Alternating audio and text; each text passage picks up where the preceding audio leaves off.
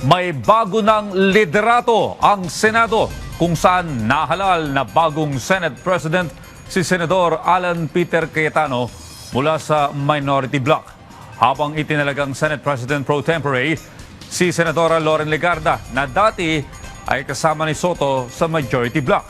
Samantala, matapos din ang 6 na buwan, ay lumutang si Senador Ronald Bato de la Rosa at bumoto para sa pagpapatalsik kay Senador Tito Soto bilang Senate President. Ang detalye sa report ni Carlo Candelaria.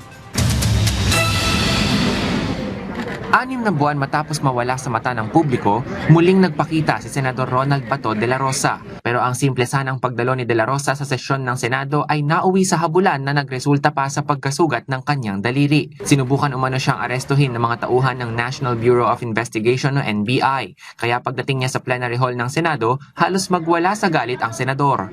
Ilang minuto lamang ang lumipas nang maghain ng motion ang minority bloc para ideklarang bakante ang lahat ng matataas na posisyon sa Senado. Sa botong 13 pabor, 1 abstain at 10 tutol na aprubahan ang pagbakante sa mga posisyon ng Senate President, Senate President pro tempore at Majority Leader. Agad namang ninomina ni Senador Amy Marcos si Senador Alan Peter Cayetano bilang bagong Senate President. Samantala si Senador Panfilo Ping Lacson ang nagnomina kay Senador Vicente Tito Soto III. Sa isinagawang botohan, nakakuha si Cayetano ng 13 boto habang 9 naman ang napunta kay Soto.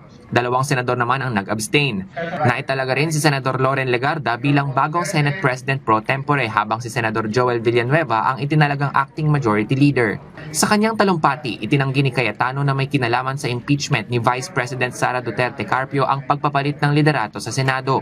Nanawagan din siya ng pagkakaisa sa kanyang mga kasamahan at tiniyak na maayos niyang gagampanan ang kanyang tungkulin. Nagmosyon naman si De La Rosa na paalisin sa Senate Library ang mga NBI agent at si dating Senador Antonio Trillanes IV. Hindi nagtagal, ipinakontempt ng Senado ang mga NBI agent na sangkot sa umano'y pagpigil kay De La Rosa. Nagpatupad din ng lockdown sa Senado kung saan ipinagbawal ang pagpasok at paglabas ng gusali.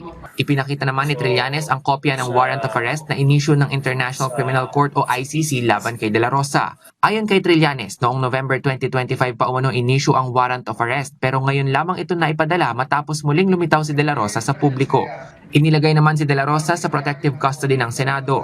Nagsumite rin ng resignation letter si Senate Sergeant at Arms Retired Major General Rene Samonte dahil sa nasabing insidente. Samantala nabugbog naman ang isang miyembro ng Office of the Senate Sergeant at Arms sa kabila ng magkakasunod na eksena. Hindi rin naaresto ng NBI si De La Rosa. Well, dahil they're already put in the custody of the Senate, so we will recognize that and we'll just hope that when it's needed, Senator Bato will be available also to answer.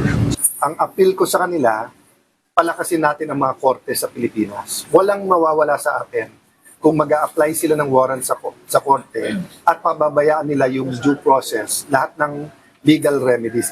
Nailabas din ng NBI ang 9 nitong tauhan na nauna ng ipinakontempt ng Senado. Magkakaroon naman ng magkahiwalay na investigasyon ang NBI at Senado kaugnay sa naturang insidente. Carlo Luis Candelaria para sa Pambansang TV sa Bagong Pilipinas.